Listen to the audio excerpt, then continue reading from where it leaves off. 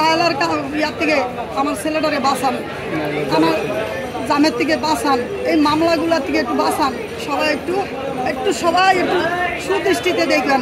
আমি মা হইয়া সবার কাছে আবেদন করতেছি যাতে সবাই আমার ছেলে ভুল করছে, অন্যায় করছে, অন্যায় তো ইয়া হয়েছে, বিচার হয়েছে।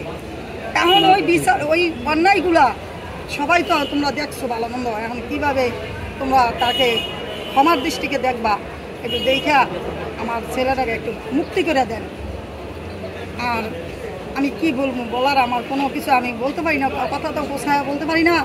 এর আগেও আপনার সাথে লায়লা যখন কথা বলতো দেখতাম মধুর সাথে কথা বলতো, অনেক সুন্দর ব্যবহার করতো। দুষ্টু লোকের সবসময় মিষ্টি কথা থাকে, কিন্তু আমরা তো অত দুষ্টু লোক না, আমরা মনে করেন সাধারণ মানুষ, আমরা সাধারণ হিসাবে থাকি। আমাদেরকে আল্লাহর রহমতে সবাই জনগণ সবাই ভালোবাসে। আমি জনগণের কাছে সবার কাছে আমি খুবই ভালোবাসা পাইছি, আর মামনও ভালোবাসা পাইছে। এখন আর একটু ভালোবাসা দিতে হইব যে মামনের কীভাবে এই জ্বালার থেকে মুক্তি করা যায়।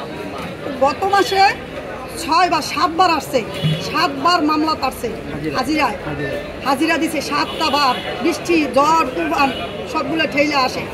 এই আজকেও একটা হাজিরা আছে, আবার হাজিরা শেষ না করতেই ও যেমন শরীরটা ভালো না, অসুস্থ, এদিকে আসতে পারে নাই, টাকা ভাড়ায় দিছে, কিন্তু আজ বাসা থেকে সকাল 7টা বাজে গিয়ে ধরে নিয়ে আসছে।